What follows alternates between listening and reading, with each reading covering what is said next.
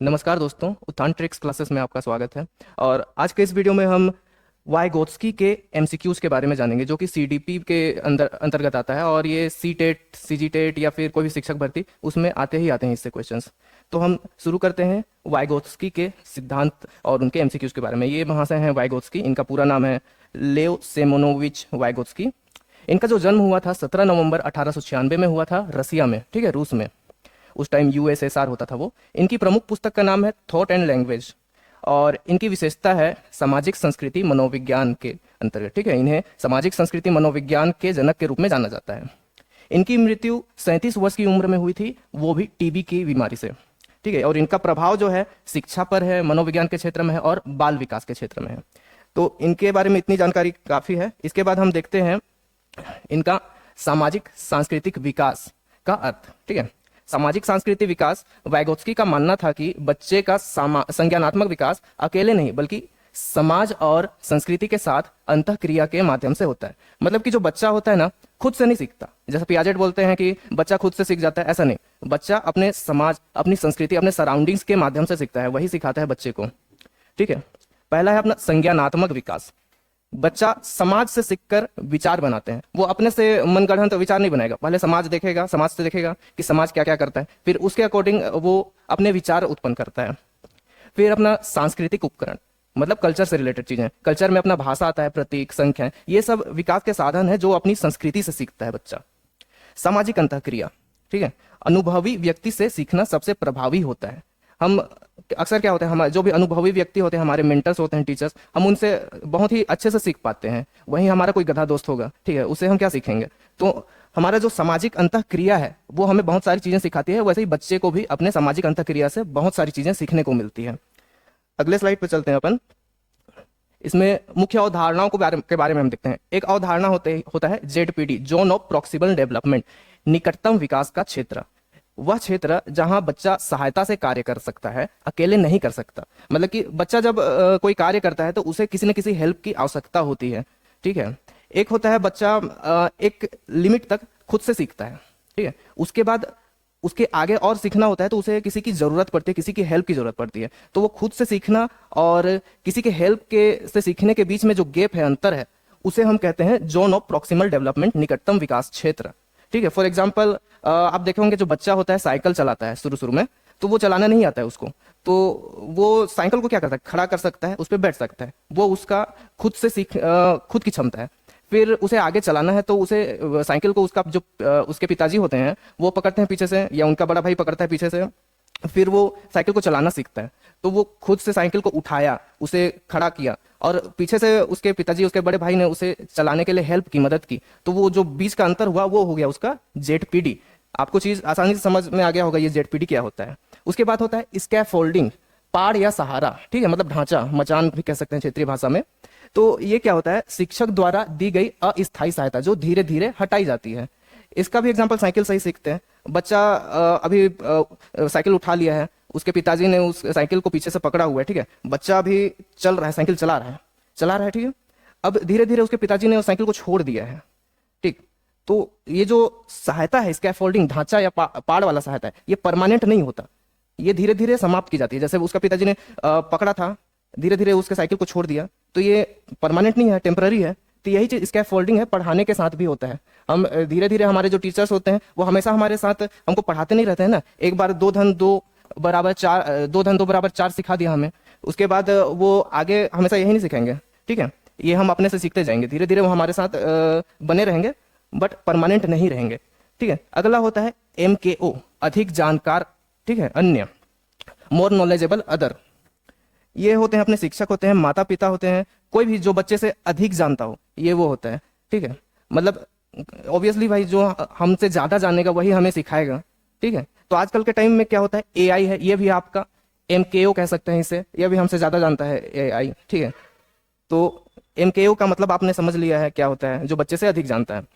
अगला है भाषा और चिंतन, ठीक है। भाषा विकास और विचार विकास आपस में जुड़े हैं, पहले भाषा आता है फिर चिंतन। बच्चा ऐसा नहीं कि शुरू से ही बिना भाषा जाने सोचने लग जाएगा, ठीक है, अब जब डब्बा, ऐसा कुछ नहीं होता भाई। वो उसको विचार करने के लिए भी पहले भाषा की जरूरत पड़ती है। तो भाषा का बहुत बड़ा रोल होता है सीखने में। तो यही चीज का है, भाषा विकास और विचार विकास आपस में जुड़े होते हैं। भाषा आती है, फिर उसके बाद विचार आता है। ठीक है, अगला स्लाइड देखते हैं अपन। जेडपीडी निकटतम विकास क्षेत्र, इसे और डिटेल में बताया गया है। जो मैं बता चुका हूं वही चीज है। जोन ऑफ प्रॉक्सिमल डेवलपमेंट, वह दूरी जो बच्चे की वास्तविक विकास स्तर अकेले क्या कर सकता है और संभावित विकास स्तर मतलब कि सहायता से क्या कर सकता है उसके बीच होती है। ठीक है, यहाँ पे ये डायग्राम में भी बताया गया है। ये है अपना वास्तविक विकास बच्चा अकेले कर सकता है, ये वाला एरिया पे। ठीक है, फिर जेड, इसके बाद आता है ये वाला गोला। ठीक है, इसमें जेडपीडी सहायता से सीखना, बच्चा सहायता के माध्यम से कैसे सीख सकता है। और ये वाला गोला है संभावित विकास, जो कि एमकेओ की मदद से बच्चा सीख सकता है। ठीक है, तो ये आपको समझ में आ चुका है क्या है। ठीक है, आज परीक्षा टिप जेडपीटी भी दे दिया गया है भाई यहाँ पे कि वास्तविक विकास स्तर और संभावित विकास स्तर के बीच का अंतर। ठीक, अगला स्लाइड देखते हैं। इसमें स्कैफोल्डिंग के बारे में बताया गया है, जो मैंने बता चुका है, स्कैफोल्डिंग और एमकेओ। ठीक है, पियाजेट बनाम वाइगोत्स्की, बच्चा पहले खुद से सीखता है। ठीक है, फिर उसके बाद उसकी कोई हेल्प करता है, साझा जिम्मेदारी हो गया। ठीक है, उसके बाद वो हेल्प हटा ली जाती है, वो फिर अपने से सीखने लगता है। ये हो गया आपका बच्चा स्वतंत्र। ठीक है, स्कैफोल्डिंग में सहायता धीरे धीरे घटती है और बच्चा स्वतंत्र होता जाता है। मैं चीजें बार बार रिपीट इसलिए कर रहा हूँ ताकि आपके दिमाग में ये चीज बैठ जाए। ठीक है, तो आप बोर ना होकर इसे अच्छे से पढ़ें। अगला, अब हम आ चुके हैं एमसीक्यू की तरफ। ठीक है, अब हम एमसीक्यू करेंगे, आपको इसका जवाब देते जाना है। आप एक काम कीजिएगा, वीडियो पॉज कर सकते हैं ना, इसको थोड़ा पढ़िएगा और आंसर आपके माइंड में सोचने का प्रयास कीजिए क्या हो सकता है। ठीक, पहला है वाइगोत्स्की के अनुसार ZPD zone of proximal development, निकटतम विकास क्षेत्र किसके बीच की दूरी है। जैसे कि मैंने बताया है, आपको पता है आंसर, फिर भी मैं ऑप्शन बताता हूँ। ऑप्शन ए है बच्चे की वर्तमान आयु और मानसिक आयु के बीच। ऑप्शन बी है आपका वास्तविक विकास स्तर और संभावित विकास स्तर के बीच। ऑप्शन सी है शिक्षक की योग्यता और छात्र की योग्यता के बीच। ऑप्शन डी है आपका भाषा विकास और संज्ञानात्मक विकास के बीच। तो इसका जो आंसर है आपका ऑप्शन बी है, वास्तविक विकास स्तर और संभावित विकास स्तर के बीच। ये जो गैप है ये आपका जेडपीडी है। ठीक, अब हम अगला चलते हैं, अगला एमसीक्यू। एमसीक्यू नंबर 2, एक शिक्षिका कक्षा में गणित पढ़ाते समय पहले पूरी समस्या हल करके दिखाती है, फिर धीरे धीरे बच्चों को स्वयं हल करने देती है। यह किस अवधारणा का उदाहरण है। ठीक है, ऑप्शन ए है पुनर्बलन, रीइंफोर्समेंट, और ऑप्शन बी है अनुकूलन, एडेप्टेशन। ऑप्शन सी है स्कैफोल्डिंग, पाड़। ऑप्शन डी है आत्मसातकरण, एसिमिलेशन। ठीक, तो इसका जो आंसर है आपका ऑप्शन सी है, स्कैफोल्डिंग। अगला सवाल, वाइगोत्स्की के सिद्धांत में मोर नॉलेजेबल अदर, एमकेओ, कौन हो सकता है भाई। ऑप्शन ए है केवल शिक्षक। ऑप्शन बी है केवल माता पिता। ऑप्शन सी है शिक्षक, माता पिता, कोई भी अधिक जानकार व्यक्ति या कंप्यूटर भी। ऑप्शन डी है केवल समान आयु के सहपाठी। ठीक है, यहाँ पे एक चीज आप जैसे एमसीक्यू सॉल्व करते हैं, एक टिप्स बता देता हूं आपको। ठीक है, एलिमिनेट करने का, जैसे इसका आंसर तो है आपका ऑप्शन सी। ठीक है, यहाँ पे देखिए, यहाँ पे केवल शिक्षक लिखा हुआ है। एक जहां भी एक्सट्रीम वर्ड दिखे ना उसे काट दो, तो केवल शिक्षक नहीं होगा। केवल लिखा है यहाँ पे, केवल माता पिता भी नहीं होगा। यहाँ पे केवल समान आयु के सहपाठी, केवल यहाँ भी नहीं होगा। और वैसे भी एक ही ऑप्शन बच रहा है। और जैसे एमकेओ के बारे में मैंने आपको समझाया भी है क्या होता है, तो ये तो आपका शिक्षक, माता पिता, कोई भी अधिक जानकार व्यक्ति या फिर कंप्यूटर, जैसे मैंने एआई बताया था आपको। ठीक है, तो ये हो गया आपका एमकेओ। अगला सवाल, वाइगोत्स्की के अनुसार भाषा और चिंतन, थॉट, के बारे में कौन सा कथन सही है। ऑप्शन ए है आपका चिंतन पहले विकसित होता है, भाषा बाद में। ठीक है, ऑप्शन बी भाषा और चिंतन स्वतंत्र रूप से विकसित होते हैं। ऑप्शन सी है भाषा पहले विकसित होती है और बाद में चिंतन को आकार देती है। ऑप्शन डी है आपका भाषा और चिंतन एक साथ जन्म लेते हैं। तो इसका जो आंसर होगा वो होगा ऑप्शन सी, भाषा पहले विकसित होती है और उसके बाद में चिंतन को आकार देती है। ठीक है, मैंने पहले ही बताया था, पहले भाषा आएगा उसके बाद ही बच्चा चिंतन करेगा। अब जब्बा डब्बा वाला कुछ याद आ रहा है। ठीक, अगला चलते हैं। वाइगोत्स्की का सिद्धांत किस बात पर सबसे अधिक बल देता है। ऑप्शन ए है जैविक परिपक्वता, बायोलॉजिकल मैच्योरेशन। ठीक है, ऑप्शन बी है व्यक्तिगत खोज और अन्वेषण। ऑप्शन सी है सामाजिक अंतःक्रिया और सांस्कृतिक संदर्भ।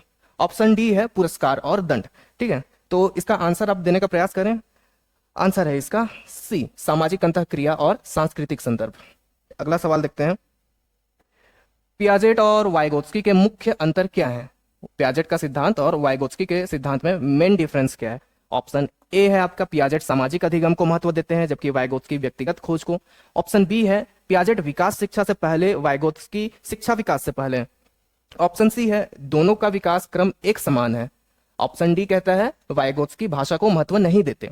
तो इसका जो आंसर होगा आपका वो होगा ऑप्शन बी, पियाजेट विकास शिक्षा से पहले होगा और वाइगोत्स्की कहता है कि शिक्षा विकास से पहले होगी। ठीक, अगला सवाल, एक शिक्षक कक्षा में उन बच्चों की पहचान करता है जो किसी कार्य को अकेले नहीं कर सकते लेकिन थोड़ी मदद मिलने पर कर सकते हैं, वह किस सिद्धांत का उपयोग कर रहा है? ठीक है, आपके पास ऑप्शन है, एक ऑप्शन ए है पियाजे का संज्ञानात्मक विकास, ऑप्शन बी वाइगोत्स्की का जेडपीडी सिद्धांत, ऑप्शन सी स्कीनर का क्रिया प्रसूत अनुबंधन, या फिर ऑप्शन डी थार्नडाइक का प्रभाव का नियम। ठीक, इसका जो आंसर होगा वो है ऑप्शन बी वाइगोत्स्की का जेडपीडी सिद्धांत, जोन ऑफ प्रॉक्सिमल डेवलपमेंट। अगला सवाल, वाइगोत्स्की के अनुसार प्राइवेट स्पीच या फिर इनर स्पीच आंतरिक भाषण क्या है? तो इसका जो ऑप्शन ए है, जब बच्चा किसी से बात नहीं करता, ऑप्शन बी बच्चे का स्वयं से बात करना जो बाद में चिंतन बन जाता है, ऑप्शन सी शिक्षक का एकालाप, ऑप्शन डी बच्चे की मातृभाषा में बोलना। तो इसका जो आंसर होगा वो होगा ऑप्शन बी, बच्चे का स्वयं से बात करना जो बाद में चिंतन बन जाता है। अगला सवाल, वाइगोत्स्की ने सांस्कृतिक उपकरण कल्चरल टूल्स के रूप में किसे माना है? ऑप्शन ए केवल पाठ्य पुस्तकें, ठीक है, देखिए भाई ये केवल आ गया फिर से। ऑप्शन बी भाषा, प्रतीक, संख्याएं, नक्शे, कला आदि। ऑप्शन सी केवल भौतिक वस्तुएं जैसे पेंसिल, रूलर। ऑप्शन डी केवल प्रयोगशाला उपकरण। आपके सामने आंसर ऑलरेडी है भाई, ऑप्शन बी ही होगा, केवल केवल 3 जगह दे दिया है। उसको छोड़ भी दें तो भी आपको मालूम ही है ना, सांस्कृतिक उपकरण कल्चरल टूल्स क्या होंगे? भाषा होगी, प्रतीक होंगे, संख्याएं होंगे, नक्शे, कला, ये सब होंगे। ठीक है, अगला सवाल देखते हैं। राहुल, ठीक है, आप में से कोई राहुल होगा, ठीक, तो राहुल एक कविता अकेले याद नहीं कर पाता लेकिन जब शिक्षक पहली पंक्ति बताते हैं तो वह शेष खुद याद कर लेता है। ठीक है, मतलब हिंट दिया जा रहा है, इस सवाल में वही बोला जा रहा है। वाइगोत्स्की के अनुसार यह किसका उदाहरण है? ये जो मैंने बताया अभी, राहुल एक कविता अकेले याद नहीं कर पाता लेकिन जब शिक्षक पहली पंक्ति बताते हैं तो वह शेष खुद याद कर लेता है, यह किस सिद्धांत का उदाहरण है? ऑप्शन ए है conditioning, option B schema formation, option C ZPD और स्कैफोल्डिंग दोनों, या फिर ऑप्शन डी हैबिचुएशन। ठीक है, तो इसका जो आंसर होगा आपका जेडपीडी और स्कैफोल्डिंग दोनों। ठीक, हमने पढ़ा है ये हिंट वाला चीज। ऑप्शन, अब देखना है अगला सवाल, स्कैफोल्डिंग पाड़, इसकी सबसे सटीक परिभाषा कौन सी है? ऑप्शन ए है बच्चे को स्थायी रूप से सहायता देना, ऑप्शन बी बच्चे की क्षमता के अनुसार अस्थायी मदद देना जो उसके स्वतंत्र होते ही हटा ली जाती है, ऑप्शन सी बच्चे को परीक्षा से पहले मदद करना, ऑप्शन डी बच्चे को गृह कार्य में मदद करना। तो इसका जो आंसर है वह है ऑप्शन बी, बच्चे की क्षमता के अनुसार अस्थायी मदद देना जो उसके स्वतंत्र होते ही हटा ली जाती है। अगला सवाल, पियाजे और वाइगोत्स्की दोनों निम्नलिखित में से किस बात पर सहमत थे? ऑप्शन ए बच्चे सक्रिय शिक्षार्थी होते हैं, ऑप्शन बी सीखने में सामाजिक परिवेश सर्वोच्च है, ऑप्शन सी भाषा विकास जन्म से पूर्व ही होता है, ऑप्शन डी बच्चों को रटना चाहिए। तो इसका जो आंसर है आपका ऑप्शन ए, बच्चे सक्रिय शिक्षार्थी होते हैं। ठीक है, अगला सवाल, वाइगोत्स्की के सिद्धांत के आधार पर सबसे प्रभावी शिक्षण विधि कौन सी होगी? ऑप्शन ए व्याख्यान विधि मतलब लेक्चर मेथड, ऑप्शन बी रटन विधि रोट लर्निंग, ऑप्शन सी सहयोगी अधिगम कोलैबोरेटिव लर्निंग, या फिर ऑप्शन डी प्रोग्राम्ड अनुदेशन। ठीक है, इसका जो आंसर है आपका ऑप्शन सी सहयोगी अधिगम कोलैबोरेटिव लर्निंग। अगला सवाल देखते हैं हम लोग। वाइगोत्स्की के अनुसार 2 वर्ष की आयु में भाषा और चिंतन का क्या संबंध होता है?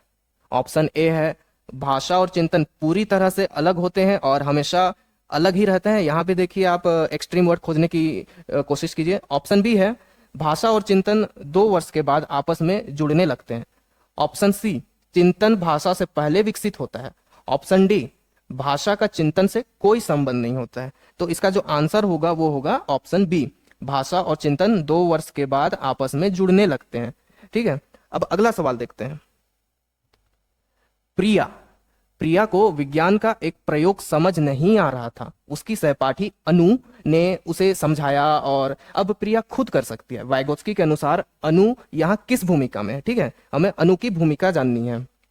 ठीक है, ऑप्शन ए है कंडीशनड स्टिम्युलस, ऑप्शन बी है MKO, ठीक है, more knowledgeable other, option C है नेगेटिव रीइंफोर्सर, ऑप्शन डी है स्कीमा बिल्डर। तो इसका जो आंसर है option B, more knowledgeable other, MKO. MKO के बारे में मैंने बताया था, जो बच्चे से ज्यादा जानता है और उसकी हेल्प करता है। अगला सवाल, निम्नलिखित स्तंभों का सही मिलान करें। यह सही जोड़ी वाला सिस्टम है यहाँ पे, ठीक है। जेडपीडी दिया है यहाँ पे अवधारणाएं हैं और इस कॉलम में है उसके मीनिंग। तो हमें देखना है, मिलाना है। जेडपीडी, इसका सेकंड में स्कैफोल्डिंग, थर्ड में है एमकेओ, फोर्थ में है इनर स्पीच। इधर दिया है अस्थायी सहायता पहला, दूसरा है वास्तविक और संभावित विकास का अंतर, ऑप्शन तीन है तीसरा है भाषा चिंतन का आधार, चौथा है अधिक जानकार व्यक्ति, ठीक है। तो हमें देखना है ए का होगा जेडपीडी। जेडपीडी का मतलब हमें पता है ये वास्तविक और संभावित विकास का अंतर है। फिर जो स्कैफोल्डिंग होता है, स्कैफोल्डिंग का मतलब भी हमें पता है जो टेम्पररी हेल्प मिलता है हमें, अस्थायी सहायता। तो दो का ये आई हो जाएगा, एक का तो अपना डबल आई हो जाएगा, ये भी दूसरा ही है, ठीक है। एमकेओ, एमकेओ जो हेल्प करता है, ठीक है। एमकेओ का हेल्प का है अधिक जानकारी व्यक्ति, ठीक है। अधिक जानकार व्यक्ति, मोर नॉलेजेबल अदर, एमकेओ हो गया। इनर स्पीच अब जो बचा वो है भाई भाषा चिंतन का आधार, ठीक है। तो इस प्रकार हमें सही जोड़ी मिला लेना था इसे। अगला सवाल देखते हैं हम, वाइगोत्स्की के सिद्धांत को उनके उदाहरणों से मिलाइए, ठीक है। इसमें भी दो कॉलम दिए हैं, कॉलम है कॉलम बी, ठीक है। इसमें हमें एक साइड फिर अगेन अवधारणाएं दी गई है, यहाँ पे उसका एग्जाम्पल दिया गया है, तो हमें इसे भी वो करना है। पहला स्कैफोल्डिंग, दूसरा जेडपीडी, तीसरा है प्राइवेट स्पीच, चौथा है एमकेओ। इधर दिया है पहला बच्चे का अकेले खेलते हुए बड़बड़ाना, दूसरा साइकिल चलाना सिखाते समय हाथ पकड़ना, तीसरा है वह काम जो मदद से हो सकता है, चौथा है यूट्यूब शिक्षक भी हो सकता है, ठीक है। तो इसका जो आंसर होगा वो देखते हैं। स्कैफोल्डिंग का क्या आंसर होना चाहिए, सोचिए, ठीक है। जेडपीडी का क्या होना चाहिए, सोच रहे हैं ना। तो हम देखते हैं, चलें। जेडपीडी का मतलब पता है बच्चे का अकेले खेलते हुए बड़बड़ाना होगा, या फिर साइकिल चलाना सिखाते समय हाथ पकड़ना होगा, ठीक है। यूट्यूब शिक्षक भी हो सकता है। एमकेओ, एमकेओ आपका ये आ जाएगा, ठीक है। 4 का 4, ठीक है। इसमें से किसमें है भाई 4 का 4, इसमें है, इसमें है, और हाँ ये दोनों में नहीं है, ठीक। फिर अपना प्राइवेट स्पीच क्या होगा, प्राइवेट स्पीच क्या होगा, खुद से बोलना, खुद से बड़बड़ाना है कहीं पास, अकेले खेलते हुए बड़बड़ाना, ये रहा, ठीक है। 3 का 1 किसमें है, 3 का 1 इसमें है, और किसमें है 3 का 1, 3 का 1 तो और किसी में नहीं है, तो 3 का 1 इसमें है ना। तो आंसर यही होगा, बट देख लेते हैं दूसरा जेडपीडी। जेडपीडी का तीसरा बोल रहा है इसमें, वह काम जो मदद से हो सकता है, ठीक है। वह काम जो मदद से हो सकता है। और स्कैफोल्डिंग क्या होगा, साइकिल चलाना सिखाते समय हाथ पकड़ना। तो इसका आंसर हो गया आपका ऑप्शन ए। अगला सवाल देखते हैं। तो ऐसा जो अगर सवाल आता है आपका सही जोड़ी मिलाने वाला, तो इसको ध्यान से करना होता है आपको। जैसे आपको नहीं पता होगा ये क्या होता है, ये क्या होता है, समझ नहीं आ रहा है, तो कोई एक को मिला लीजिए, फिर ऐसा स्टेप बाय स्टेप करते जाइएगा तो सभी मिल जाते हैं, ठीक है। अगला सवाल है, नीचे दो कथन है, अभिकथन और कारण, मतलब असर्शन और रीजन वाले क्वेश्चन है, ठीक है। असर्शन, अभिकथन कहता है वाइगोत्स्की के अनुसार सीखना एक सामाजिक प्रक्रिया है। कारण कहता है बच्चे दूसरों के साथ अंतःक्रिया करके अधिक सीखते हैं, ठीक है। ऑप्शन ए है आपका, ए और आर दोनों सही है और आर ए की सही व्याख्या करता है। ऑप्शन बी कहता है ए सही है और आर गलत है। ऑप्शन सी कहता है ए गलत है आर सही है। ऑप्शन डी कहता है ए और आर दोनों गलत है, ठीक है। तो इसका जो आंसर होगा, अभिकथन वाइगोत्स्की के अनुसार सीखना एक सामाजिक प्रक्रिया है, बहुत ही सही है, एकदम सही है। कारण जो है बच्चे दूसरों के साथ अंतःक्रिया करके अधिक सीखते हैं, तो ये रीजन भी सही है। तो इसका ऑप्शन क्या होना चाहिए, अभिकथन और कारण दोनों सही हैं और कारण अभिकथन की व्याख्या करता है, ठीक है। तो इसका ऐसा वाला ऑप्शन तो है आपका ऑप्शन ए, तो इसका आंसर ऑप्शन ए हो जाता है, ठीक है। अगला सवाल है, अगेन असर्शन एंड रीजन वाला क्वेश्चन आ गया है। स्कैफोल्डिंग हमेशा स्थायी होते हैं और रीजन बोलता है, कारण बोलता है शिक्षक का कार्य बच्चे को आजीवन सहायता देते रहना है। ये भाई देखो याद है, आजीवन सहायता नहीं देना है, ठीक है। यहाँ पे दिख रहा है। तो इसका जो आंसर क्या होना चाहिए, स्कैफोल्डिंग भी हमेशा स्थायी नहीं होता है, ये भी मैंने पढ़ाया था आपको, ये भी टेम्पररी होता है, मतलब कि अस्थायी होता है, ठीक है। तो इसमें तो आपका असर्शन भी गलत है, स्थायी नहीं होगा। रीजन ये भी गलत है, तो ऐसा कुछ ऑप्शन दिख रहा है यहाँ पे, ए गलत है, ए हाँ ये रहा, ए गलत है आर भी गलत है, तो इसका आंसर ऑप्शन सी, दोनों कथन गलत है, ठीक है। अगला सवाल, जेडपीडी का शिक्षा में व्यवहारिक उपयोग क्या है। ऑप्शन ए केवल प्रतिभाशाली बच्चों की पहचान करना। ऑप्शन बी, बच्चे की वर्तमान क्षमता से थोड़ा आगे के कार्य देना ताकि विकास हो। ऑप्शन सी, बच्चे को केवल वही सिखाना जो वह पहले से जानता है। ऑप्शन डी, परीक्षा में कठिन प्रश्न देना। ठीक है, अगर ऐसे सवाल जब आप सॉल्व करते हैं तो एक मैंने बताया था एक्सट्रीम वर्ड वाला, ठीक है, एक्सट्रीम वर्ड को एलिमिनेट कर देना है। यहाँ पे जैसे केवल लिखा है ये एलिमिनेट कर देंगे आप, यहाँ भी केवल लिखा है एलिमिनेट कर देंगे। अब यहाँ पे केवल नहीं है, यहाँ केवल नहीं है, तब कैसे करेंगे? ठीक है, एक तो आपको जेडपीटी का मतलब पता होना चाहिए, और एक चीज है आप हमेशा जब सीखते हैं तो बच्चे के पॉइंट ऑफ व्यू से सीखिए। परीक्षा में कठिन प्रश्न देंगे तो बच्चा बना पाएगा? नहीं बना पाएगा ना। तो आप ये क्वेश्चन आप थोड़ा सोच समझ के सॉल्व कीजिएगा। ठीक है, तो इसका आंसर आपका होना चाहिए ऑप्शन बी, बच्चे की वर्तमान क्षमता से थोड़ा आगे के कार्य देना ताकि विकास हो। अगर आपको इसके बारे में नहीं पता तो आप बच्चे के पॉइंट ऑफ व्यू सोचकर भी इसको एलिमिनेट कर देते हैं। अब केवल केवल जो दो में एक्सट्रीम वर्ड है ये भी एलिमिनेट हो जाता, फिर बचता यही आपका। ठीक है, तो अब अगले सवाल पे चलते हैं। निम्नलिखित में से कौन सा एमकेओ का सबसे उचित उदाहरण नहीं है? ठीक है, ऐसे सवाल पे ये जब है नहीं है ये बहुत ही ध्यान से देखना पड़ता है। आप बच्चे क्या करते हैं, नहीं है को देखते नहीं है और आंसर लगा देते हैं। ठीक है, तो यहाँ पे नहीं है पूछा गया है। ठीक है, निम्नलिखित में से कौन सा एमकेओ मोर नॉलेजेबल अदर का सबसे उचित उदाहरण नहीं है? ठीक है, इसमें से 4 ऑप्शन है, 4 में से 3 ऑप्शन होंगे जो उचित उदाहरण है, एक ऑप्शन होगा जो नहीं है, वो खोजना है। तो पहला ऑप्शन है एक छोटा भाई जो अपने बड़े भाई से गणित सीखता है। ऑप्शन बी, एक कंप्यूटर प्रोग्राम जो बच्चे को पढ़ना सिखाता है। ऑप्शन सी, एक बच्चा जो अकेले बिना किसी मदद के नई भाषा सीखता है। ऑप्शन डी, एक दादी जो पोते को लोक कथाएं सुनाती है। अब आप ही सोच के देखिए क्या हो सकता है। ठीक है, एमकेओ का मतलब आपको पता है क्या होता है, बच्चे से थोड़ा ज्यादा जानकार। तो एक छोटा भाई जो अपने बड़े भाई से गणित सीखता है, ये तो आंसर होगा ही, मतलब आंसर नहीं, ये उदाहरण होगा। एक कंप्यूटर प्रोग्राम जो बच्चे को पढ़ना सिखाता है, ये भी उदाहरण है। एक बच्चा जो अकेले बिना किसी मदद के, ठीक है, नई भाषा सीखता है, ये इसका उदाहरण नहीं होगा, क्योंकि अकेले वाला सिस्टम ही नहीं है भाई। एमकेओ में जो बच्चा होता है वो उस बच्चे से तो ज्यादा जानता है जो पर्सन होता है, और एक दादी जो पोते को लोक कथाएं सुनाती है, जो दादी भी होती है अपने पोते से ज्यादा ही जानती है। ठीक है, तो इसका आंसर ऑप्शन सी होगा। ठीक है, 3 उदाहरण थे, एक उसका एग्जाम्पल नहीं था। अगला सवाल, पियाजेट के अनुसार बच्चे ईगोसेंट्रिक स्पीच में बात करते हैं, वाइगोत्स्की ने इसकी व्याख्या कैसे की है? ऑप्शन ए है यह बच्चे का अहंकार दर्शाता है। ऑप्शन बी है यह प्राइवेट स्पीच है जो आंतरिक चिंतन बन जाता है। ऑप्शन सी है यह भाषा विकास की कमी का संकेत है। ऑप्शन डी है यह असामान्य व्यवहार का संकेत है। तो इसका जो आंसर है ऑप्शन बी है, यह प्राइवेट स्पीच है जो आंतरिक चिंतन बन जाता है।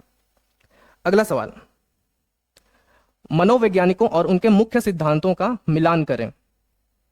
इधर मनोवैज्ञानिक का लिस्ट दिया हुआ है और इधर उनका थ्योरी, सिद्धांत, अवधारणाएं, ठीक है, कॉन्सेप्ट जो भी कह सकते हैं आप। पहला है वाइगोत्स्की, दूसरा पियाजेट, तीसरा स्किनर, चौथा ब्रूनर। इधर है पहला कॉन्क्रीट ऑपरेशनल स्टेज, दूसरा है ऑपरेंट कंडीशनिंग, तीसरा है जेडपीडी और स्कैफोल्डिंग, चौथा है स्पाइरल करिकुलम। इसमें सही जोड़ी मिलाना है, 4 ऑप्शंस दिए हैं आपके पास। ठीक है, अब ऐसे सवाल में आपको मान के चलिए पियाजेट के बारे में नहीं पता है, स्किनर के बारे में नहीं पता है, ब्रूनर के बारे में नहीं पता, लेकिन वाइगोत्स्की हमने अभी पढ़ा है, उसके बारे में पता है।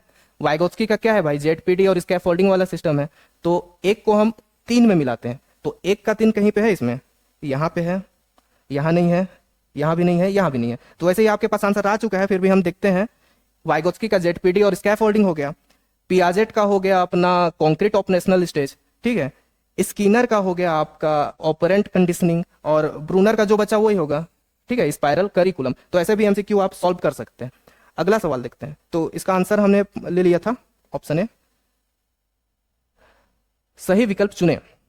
ये फिर असर्शन रीजन वाला क्वेश्चन है। अभिकथन कारण, अभिकथन कहता है वाइगोत्स्की के अनुसार भाषा विकास में संस्कृति महत्वपूर्ण भूमिका निभाती है। ठीक है, कारण विभिन्न संस्कृतियों में बच्चे अलग अलग तरीकों से बोलना सीखते हैं। समझ में आ रहा है जो वो कह रहा है इसमें? ये जो अभिकथन है इसको तो हमने अभी पढ़ा है जस्ट, कि वाइगोत्स्की में समाज और संस्कृति इसका बहुत ही महत्वपूर्ण भूमिका होता है। तो ये अभिकथन वैसे ही सही है।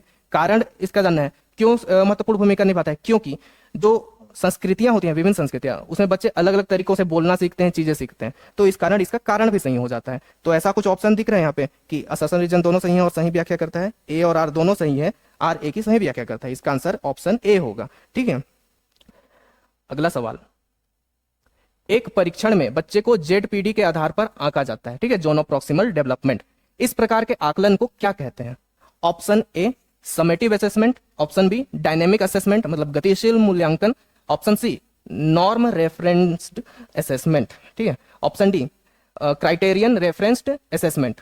ठीक है, जब आप असेसमेंट के बारे में पढ़ेंगे तब इन चीज़ों के बारे में जानेंगे, बट अभी एमसीक्यू में हम देखते हैं इसका जो आंसर होगा ये है ऑप्शन बी, डायनेमिक असेसमेंट। एक परीक्षण में बच्चे को जेडपीटी के आधार पर आंका जाता है, ये इस आकलन को हम डायनेमिक असेसमेंट कहते हैं। ठीक है, अगला सवाल देखते हैं। एक शिक्षक कक्षा में कमजोर छात्रों को होशियार छात्रों के साथ बिठाता है ताकि वे उनसे सीख सकें, यह किस अवधारणा पर आधारित है?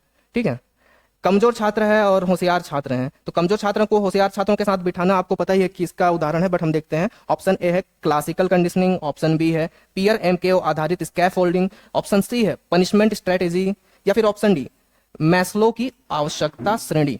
तो इसका जो आंसर होना चाहिए इसका जो आंसर है ऑप्शन बी, पीयर एमकेओ आधारित स्कैफोल्डिंग। अगला सवाल,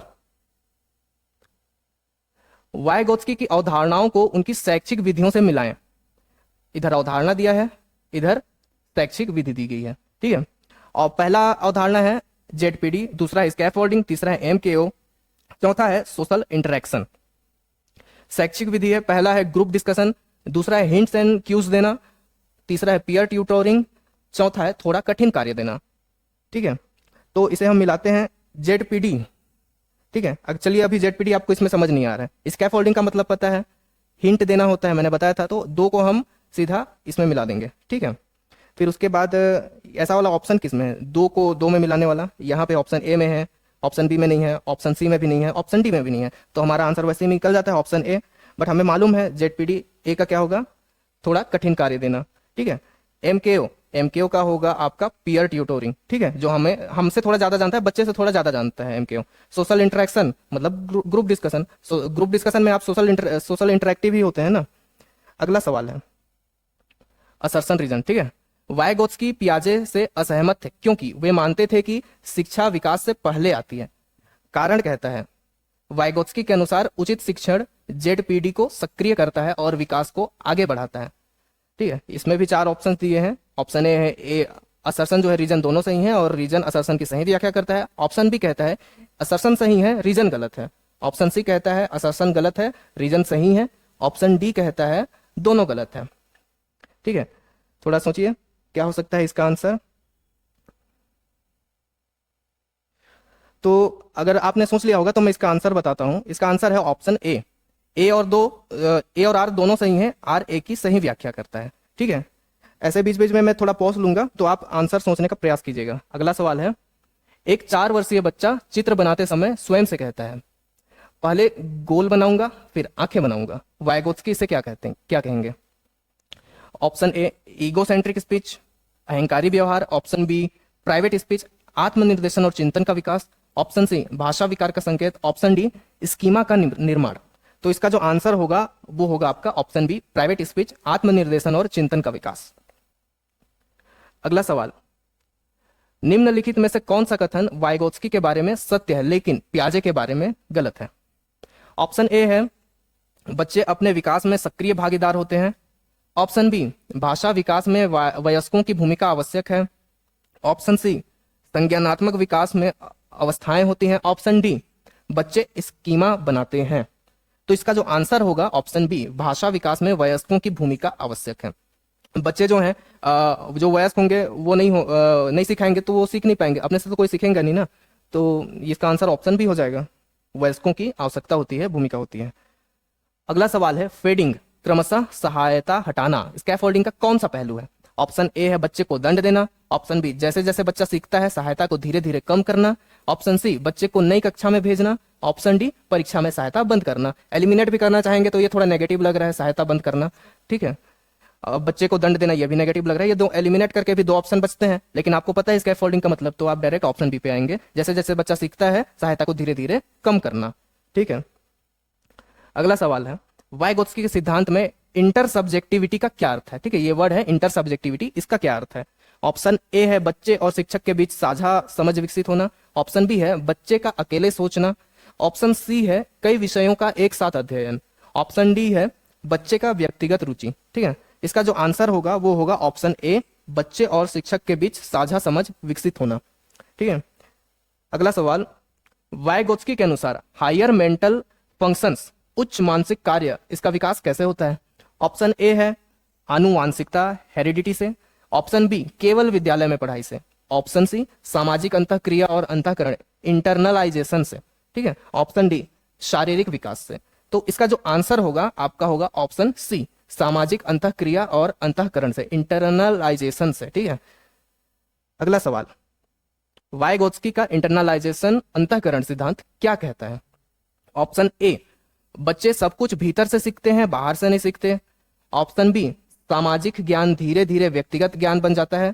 ऑप्शन सी बच्चा पहले सोचता है फिर दूसरों से बात करता है। ऑप्शन डी व्यक्तिगत सोच ही सामाजिक सोच बनती है। इसका जो आंसर होगा ऑप्शन बी होगा। ठीक है, सामाजिक ज्ञान धीरे धीरे व्यक्तिगत ज्ञान बन जाता है। अगला सवाल, वाइगोत्स्की बनाम पियाजे की तुलना करना है हमें। ठीक है, ये पहलू दिए हुए हैं इस कॉलम में। इसमें वाइगोत्स्की के सिद्धांत वगैरह कुछ दिए हैं, इसमें फिर पियाजे के बारे में दिया गया है। ठीक है, वो क्या सोचते हैं। पहला है विकास पर जोर। ठीक है, सामाजिक है, इसमें यहाँ पे व्यक्तिगत है। फिर पहलू है भाषा की भूमिका, यहाँ पे प्राथमिक है, यहाँ द्वितीयक है। फिर पहलू है आपका शिक्षक की भूमिका, यहाँ केंद्रीय है, यहाँ पे सुविधाकर्ता के रूप में। ठीक है, ऑप्शन है वाइगोत्स्की का 1, 2, 3 और पियाजेट का ABC, सभी सही है। ऑप्शन बी कहता है वाइगोत्स्की का ABC और पियाजेट का 1, 2, 3। सी कहता है दोनों के लिए सब समान है। ठीक है, ऑप्शन डी कहता है वाइगोत्स्की IBC और पियाजेट A, 2, 3। ठीक है, ऐसे सवाल भी आप देख सकते हैं एग्जाम में जिसमें कंफ्यूजन बहुत ही ज्यादा हो जाती है। तो ऐसे क्वेश्चन को एकदम ध्यान से पढ़कर समझकर सॉल्व करना है आपको। तो इसका जो आंसर होगा ऑप्शन ए। ठीक है, वाइगोत्स्की का पहला, दूसरा, तीसरा। ठीक है, पहला, दूसरा, तीसरा ये तीनों सही है। और पियाजेट का ABC तीनों सही है। ठीक है, अगला सवाल, सही विकल्प चुनना है इसमें। फिर असर्शन रीजन वाला क्वेश्चन आ गया है। ठीक है, ZPD में कार्य करना बच्चे के लिए सर्वाधिक प्रभावी सीखने का तरीका है। ठीक है, रीजन कहता है जो ZPD होता है उसमें बच्चे को न तो बहुत आसान और न ही बहुत कठिन कार्य दिया जाता है। तो इसका जो आंसर होगा ऑप्शन ए होगा। क्यों? क्योंकि ZPD में कार्य करना बच्चे के लिए सर्वाधिक प्रभावी सीखने का तरीका तो है ही। और क्यों है? क्योंकि ZPD में बच्चे को बहुत ही ज्यादा इजी काम भी नहीं दिया जाता और बहुत ही कठिन काम भी नहीं दिया जाता। तो ये जो रीजन है इसकी अच्छे से व्याख्या कर रही है, इसलिए हम असर्शन और रीजन दोनों सही हैं और रीजन असर्शन की सही व्याख्या करता है, ये वाले ऑप्शन पर जाएंगे।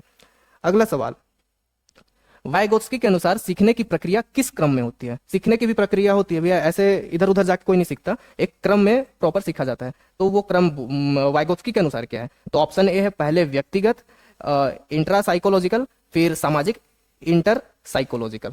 ऑप्शन बी पहले सामाजिक, इंटर साइकोलॉजिकल, फिर व्यक्तिगत, इंट्रा साइकोलॉजिकल। ऑप्शन सी दोनों एक साथ होते हैं बोलते हैं। ऑप्शन डी पहले भाषा, फिर सामाजिक, फिर व्यक्तिगत। तो इसका जो आंसर होगा वो होगा आपका ऑप्शन बी, पहले सामाजिक फिर व्यक्तिगत। ठीक है, अगला सवाल, वाइगोत्स्की के अनुसार एक समावेशी शिक्षा, समावेशी कक्षा, इंक्लूसिव क्लासरूम, इसमें विविध स्तर के बच्चों के लिए सबसे उपयुक्त रणनीति क्या है? अगला ऑप्शन है ए सभी को एक समान कार्य देना। ऑप्शन बी प्रत्येक बच्चे के ZPD के अनुसार अलग अलग स्कैफोल्डिंग देना। ऑप्शन सी कमजोर बच्चों को अलग कक्षा में बिठाना। ऑप्शन डी केवल परीक्षा पर ध्यान देना। अब थोड़ा सोचिए क्या हो सकता है आंसर। ठीक है, मैंने आपको एक्सट्रीम वर्ड बताया था और बच्चों के पॉइंट ऑफ व्यू से भी सोचने का बताया था। अब इंक्लूसिव क्लासरूम में क्या होता है, सबको इंक्लूड करके चलना होता है। तो सभी को एक समान कार्य देंगे, जो कमजोर बच्चा को भी कठिन कार्य देंगे, होशियार बच्चा को भी कठिन कार्य देंगे, तो भी गलत हो जाएगा ना। तो ये ऑप्शन वैसे ही एलिमिनेट हो जाता है। फिर उसके बाद कमजोर बच्चों को अलग कक्षा में बिठाना, अब इंक्लूसिव बोला है, अलग बैठाना बोल रहा है यहाँ पे, तो ये भी गलत हो जाएगा। केवल परीक्षा पर ध्यान देना, अब केवल तो एक्सट्रीम वर्ड वैसे भी है तो इसे एलिमिनेट करना ही है, लेकिन केवल परीक्षा पर ध्यान देना इंक्लूसिव क्लासरूम का उद्देश्य नहीं होता है। तो इसका आंसर ऑप्शन बी, प्रत्येक बच्चे के ZPD के अनुसार अलग अलग स्कैफोल्डिंग देना, कमजोर बच्चा को उसके हिसाब से क्या बोलते हैं काम देना, और होशियार बच्चा को उसके हिसाब से काम देना होता है। अगला सवाल, वाइगोत्स्की के अनुसार social speech, private speech, inner speech, इसका क्रम किस बात को दर्शाता है? ऑप्शन ए है बच्चे का मौन होना। ऑप्शन बी है बच्चे का सामाजिक से व्यक्तिगत चिंतन में परिवर्तन। ऑप्शन सी है भाषा का ह्रास मतलब कमी, ठीक है, loss of language. Option D है सामाजिक अलगाव। इसका जो आंसर होगा आपका ऑप्शन बी होगा, भाषा का सामाजिक से व्यक्तिगत चिंतन में परिवर्तन। ठीक है, अगला सवाल फिर असर्शन रीजन वाला सवाल है। वाइगोत्स्की का सिद्धांत भारतीय गुरु शिष्य परंपरा से मिलता जुलता है। इसका कारण है गुरु ज्ञानवान होता है मतलब MKO, और शिष्य के जेडपीडी में काम करते हुए स्कैफोल्डिंग देता है।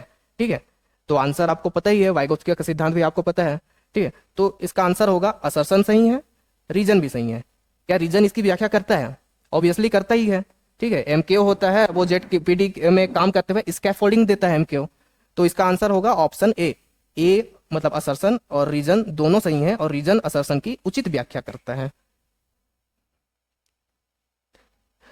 तो ये वीडियो देखने के लिए थैंक यू। चैनल को सब्सक्राइब करके रखिए ताकि अगले और भी एमसीक्यूज हम लाते रहेंगे। ये सीरीज कंटिन्यू रहेगी आपके शिक्षक भर्ती एग्जाम तक। Thank you.